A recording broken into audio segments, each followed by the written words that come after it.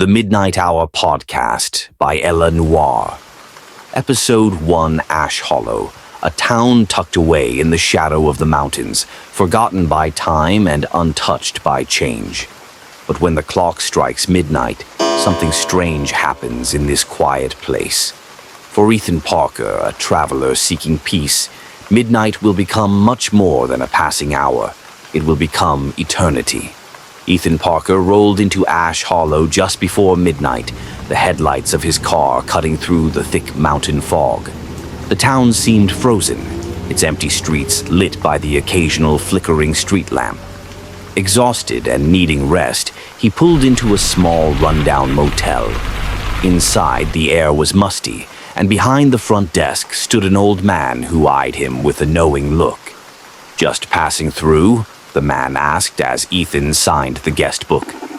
"Yeah," Ethan replied, feeling the weight of the silence in the room.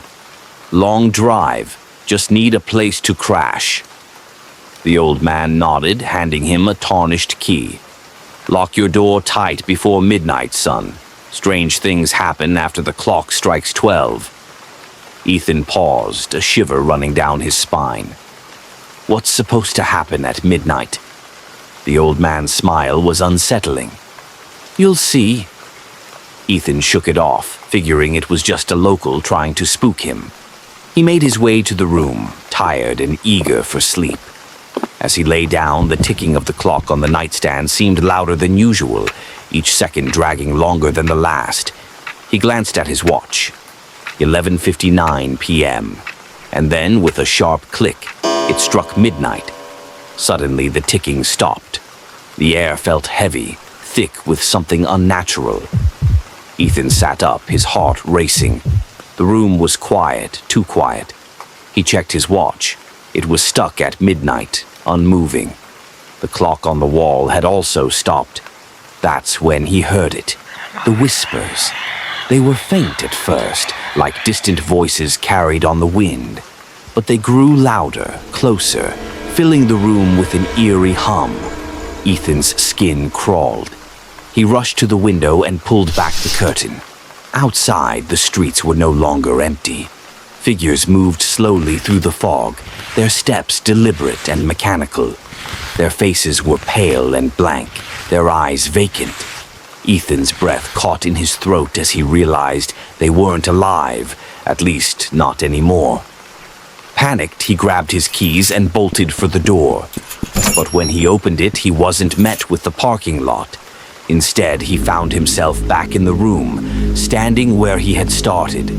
The bed, the clock, everything was exactly as he'd left it. He spun around, disoriented. The door was gone. A cold sweat broke out on his skin. His heart pounded in his chest. He stumbled back to the window, but the figures were still there, moving in slow, endless circles through the streets. He had to leave. He grabbed his keys and rushed to his car, speeding down the road, desperate to escape. But no matter which direction he took, the road twisted back, always returning him to the same spot, back to the sign at the entrance of the town, Ash Hollow. The clock on his dashboard blinked, frozen at midnight. Ethan slammed his fist on the steering wheel, dread creeping into his bones. The whispers had followed him into the car, filling the space around him, pressing in on his mind. He hit the gas again, hoping, praying for some way out. But each turn, each mile, only brought him back to the same sign, as if the town itself refused to let him leave. Then, through the fog, he saw him. The old man from the motel standing on the side of the road, smiling that same unsettling smile. Ethan stopped the car and got out, his hands shaking. "What's happening?" he shouted, the fear thick in his voice. "Why can't I leave?" The old man's grin widened. "Midnight came, son, and now you're part of it." "Part of what?" Ethan demanded. "The hour that never ends," the old man said, his voice calm, almost kind. "Ash Hollow's been trapped in midnight for 50 years. Time doesn't move here, not after the clock strikes 12. Ethan's blood ran cold. "That's impossible."